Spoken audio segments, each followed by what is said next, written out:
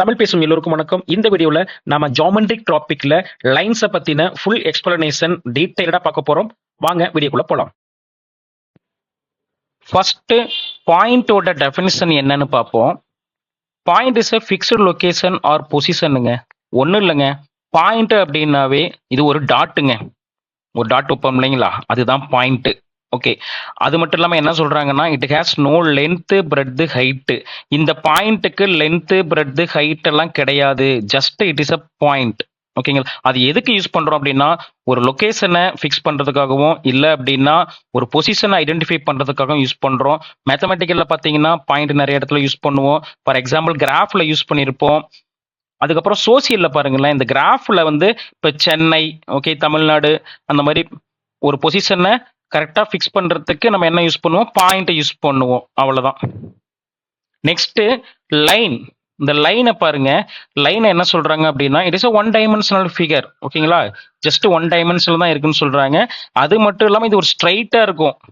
So extend infinitely in two opposite directions. இங்க பாருங்க, இதுதான் லைனு. இந்த லைன் என்ன சொல்றாங்கன்னா, இது அப்படியே இன்ஃபினிட்டியா அப்படியே டெவலப் ஆயிட்டு போயிட்டே இருக்கு. ஓகேங்களா, ஒரு லைன் அப்படின்னா ஒரு முடிவே இல்லை.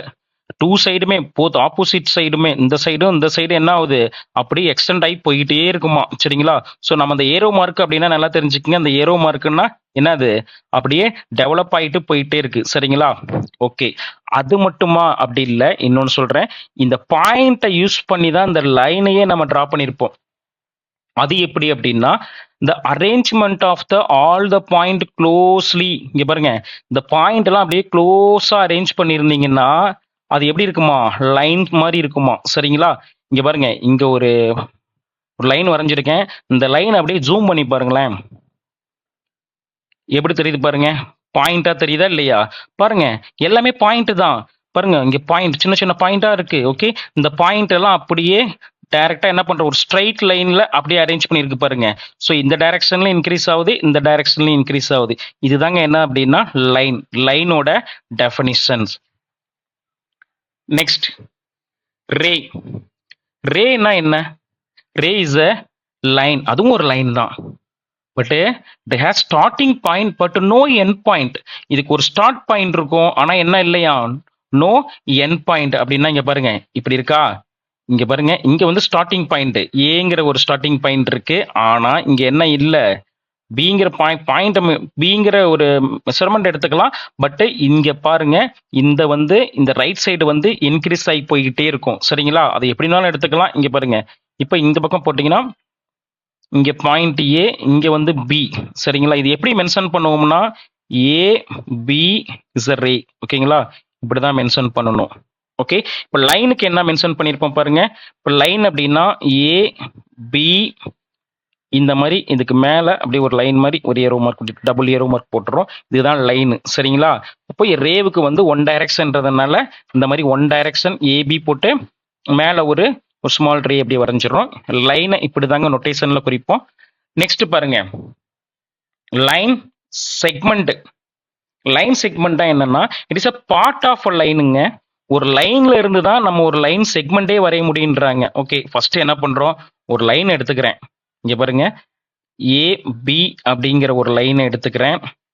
இதுல என்ன பண்றேன் அப்படின்னா, இங்க பாயிண்ட், இங்க பாருங்க, இங்க சி டி இ அப்படிங்கிற பாயிண்ட் நான் மென்ஷன் பண்றேன். சரிங்களா, இதுல நம்ம என்ன சொல்ல வரோம்னா, it is a part of line தானே சொல்றாங்க. ஓகே, இங்க இருந்து பாருங்க, இந்த சில இருந்து டி. ஓகே, நான் பாயிண்ட் மென்ஷன் பண்ணிட்டேன். அப்ப இந்த மெஷர்மெண்ட் மட்டும் நான் என்ன சொல்லலாம் அப்படின்னா CD. Okay, CD is a line segment. வேற என்ன சொல்லலாம், DE is a line segment. ஓகேங்களா, next CE is a line segment. அதாவது ஒரு லைன்ல இருந்து நம்ம அதுல இருந்து ஒரு பார்ட், ஓகே, இந்த பார்ட், அப்புறம் டிஇ, அதுக்கப்புறம் சிஇ, இந்த பார்ட்டை நம்ம மென்ஷன் பண்ணோம். பட் இன்னொன்று என்னன்னா, நம்ம லைனை வந்து நம்ம மெஷர் பண்ண முடியாது, பட் லைன் செக்மெண்ட் என்ன பண்ணலாம், மெஷர் பண்ண முடியும். ஓகேங்களா, அவ்வளவுதாங்க, இதுதான் லைன் செக்மெண்ட். நெக்ஸ்ட் பாருங்க, parallel lines. What is mean by parallel lines? இங்க பாருங்க, two lines are set to be parallel. ஒரு டூ லைன் நம்ம பேரலல் அப்படின்னு சொல்லணும்னா என்ன சொல்லணும் அப்படின்னா என்ன கண்டிஷன்னா which do not intersect each other. அப்போ ஒரு லைன் எடுத்துக்கிறேங்க, இங்க பாருங்க, இந்த லைன் என்ன சொன்னோம், இது extend infinitely both directions. Okay, இப்போ இந்த டைரக்ஷன்ல எக்ஸ்டெண்ட் லைன் போயிட்டே இருக்கும், இந்த டைரக்ஷன்ல போயிட்டே இருக்குமா, இன்னொரு லைன் அதே மாதிரி லைனை இன்னொரு லைன் எடுத்துக்கிறோம், இதுவும் அதே மாதிரி பேரலா அப்படியே போயிட்டே இருக்கு. சரிங்களா, இந்த லைனுக்கு எம், இந்த லைனோட நேம் என்ன, எல் எம்னு கொடுத்துட்றாங்க. ஓகே, இதுல எப்படி பேரலல் நம்ம சொல்றோம் அப்படின்னா இது எந்த காரணத்தை கொண்டும் என்ன ஆகாது, இன்டர்செக்டே ஆகாதுன்னு சொல்றாங்க. ஓகேங்களா, இது அப்படியே இன்ஃபினிட்டி வரைக்கும் போய்கிட்டே இருந்தாலும் இதனுடைய டிஸ்டன்ஸ் பாருங்க. இப்ப இந்த இடத்துல நீங்க டிஸ்டன்ஸ் பார்த்தீங்கன்னா ஒரு 10 சென்டிமீட்டர் இருக்குன்னா நீங்க எந்த இடத்துல நீங்க போய் அந்த டூ லைனோட டிஸ்டன்ஸ் பார்த்தீங்கன்னாலும் அதே 10 சென்டிமீட்டர் மட்டும்தான் இருக்கும். சரிங்களா, எப்போதுமே இது என்னைக்குமே போய் ஒரு இடத்துல மீட் பண்ணவே பண்ணாது. அதுக்கு பேரு தான் என்ன அப்படின்னா parallel lines. Next perpendicular lines. Perpendicular அப்படின்னா என்னன்னா இப்போ டூ லைன்ஸ் இருக்கு, அது என்ன ஆகுதுன்னா இன்டர்செக்ட் ஆகும். இந்த லைனை பார்த்தீங்கன்னா இன்டர்செக்ட் ஆகாது, ஆனா இந்த லைன் என்ன ஆகும், இன்டர்செக்ட் ஆகும். அப்படி இன்டர்செக்ட் ஆகும்போது அங்க ஒரு ஆங்கிள் கிரியேட் ஆகுது. என்ன ஆங்கிள்னா ரைட் ஆங்கிள், அதாவது 90 டிகிரி இந்த மாதிரி கிரியேட் ஆனா அதுக்கு பேர் என்ன சொல்லுவாங்கன்னா பெர்பெண்டிகுலர் லைன். இங்க பாருங்க லைன் எல் இருக்கு, இங்க எம் இருக்கு, இங்க பாருங்க லைன் எல் வந்து எப்படி இருக்கு, ஹாரிசான்டல் லைன்ல இருக்கு, எம் வந்து பாத்தீங்கன்னா அப்படியே வெர்டிகலா இருக்கு. ஓகே, வெர்டிகல், இது அப்படியே ஆப்போசிட்டா இருக்கு. ஸோ அது ரெண்டு மீட் பண்ணும்போது இந்த பாயிண்ட் ஓ இருக்குல்ல, அது பாருங்க இந்த இது வந்து ஆங்கிள் 90 டிகிரி, அதாவது ஆல் த ஆங்கிள் 90 டிகிரி தான் வரும், ஏதாவது ஒரு ஆங்கிள் மென்ஷன் பண்ணா போதும். அப்போ இதுக்கு பேர் என்னன்னா பெர்பெண்டிகுலர் லைன்ஸ். ஓகேங்களா, இப்போ இந்த பர்பெண்டிகுலர் லைனை எப்படி நம்ம மென்ஷன் பண்ணுவோம்னா எல். ஓகே, பர்பெண்டிகுலர்னா இந்த மாதிரி ஒரு சிம்பிள் போட்டுக்குங்க எம். ஓகே, இது எப்படி ரீட் பண்ணுவோம், L is perpendicular to M. அதே மாதிரி பேரலல் லைன்ஸ்க்கு எப்படி ஒரு நோட்டேஷன் சொல்லுவோம்னா இங்க பாருங்க L parallel to M. Okay, இந்த மாதிரி ஒரு நோட்டேஷன் யூஸ் பண்ணுவோம். இது மாதிரி எங்கேயாவது பார்த்தீங்க அப்படின்னா எல்லும் எம்மும் பேரலா இருக்கு, இங்க பார்த்தீங்கன்னா எல்லும் எம்மும் எப்படி இருக்கு, பெர்பெண்டிகுலரா இருக்குன்னு சொல்றோம். அவ்வளவுதாங்க. நெக்ஸ்ட் பாருங்க இன்டர்செக்டிங் லைன்ஸ். இன்டர்செக்டிங் அப்படின்னாவே ஏதோ ஒரு இடத்துல இன்டர்செக்ட் ஆகுது. அப்ப இதுக்கு முன்னாடி பார்த்தோம்ல அது என்ன லைன், அதுவும் இன்டர்செக்ட் ஆயிருக்கு, பட் என்ன அது வந்து 90 டிகிரில இன்டர்செக்ட் ஆயிருக்கு. ஆனா இங்க பாருங்க two or more lines intersect at a point. Okay, அதுவும் இன்டர்செக்டிங் பாயிண்ட் தான். சரிங்களா, பர்பெண்டிகுலர் லைனும் இன்டர்செக்ட் ஆயிருக்கு ஒரு இடத்துல, இதுவும் பாத்தீங்கன்னா இன்டர்செக்ட் ஆயிருக்கு. ஆனா இங்க வந்து ஆங்கிள்லாம் எதுவும் மென்ஷன் பண்ணல, ஏதோ ஒரு பாயிண்ட்ல பாருங்க எல்லுங்கிற லைனும் எம் என். ஓகே, 3 லைன்ஸ் எடுத்துக்கிட்டோம். இந்த 3 லைன்ஸுமே ஒரே இடத்துல மீட் பண்ணுது பாருங்க, எங்க இந்த பாயிண்ட் ஓ. ஓகே, அப்ப இது என்ன சொல்றோம் அப்படின்னா இந்த லைன்ஸுக்கெல்லாம் நேம் என்னன்னா இன்டர்செக்டிங் லைன்ஸ், இந்த பாயிண்ட்டுக்கு நேம் என்னன்னா இன்டர்செக்டிங் பாயிண்ட். அவ்வளவுதாங்க, இதுதான் வந்து என்னது இன்டர்செக்டிங் லைன்ஸ்.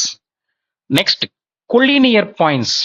கொலினியர் அப்படின்னாவே ஒரு லைன் எடுத்துக்கங்க, அந்த லைன் எடுத்து அந்த லைனுக்கு மேலேயே நம்ம இதை ஒரு பாயிண்ட்ஸ் மென்ஷன் பண்றோம், ஏ பி சி டி. ஓகேங்களா, அந்த பாயிண்ட் எல்லாம் எங்க இருக்குங்கன்னா அந்த லைனுக்கு மேலேயே இருக்கு. இப்ப நம்ம பாயிண்ட் எங்க வேணாலும் எடுக்கலாம். இங்க பாருங்க, இப்ப நான் வேற ஒரு பாயிண்ட் எடுக்கிறேன், ஏபிசிடியை தவிர இந்த ஈங்கிற பாயிண்ட் எடுத்திருக்கேன், இங்க பாருங்க எஃப்ங்கிற பாயிண்ட் எடுத்திருக்கேன், இந்த இடத்துல ஜிங்கிற பாயிண்ட். ஓகேங்களா, இப்ப எதெல்லாம் வந்து கொலினியர் பாயிண்ட் அப்படின்னா இந்த லைனுக்கு மேல இருக்குல்ல அந்த லைனுக்கு பேரு தான், அந்த பாயிண்ட்ஸ்க்கு நேம் தான் என்னது கொலினியர் பாயிண்ட்ஸ். அப்ப இஜிஎஃப் எல்லாமே இது எல்லாமே அவுட் சைட்ல இருக்கு, இதெல்லாம் அதுல வராது. A B C D is collinear points. அவ்வளவுதாங்க.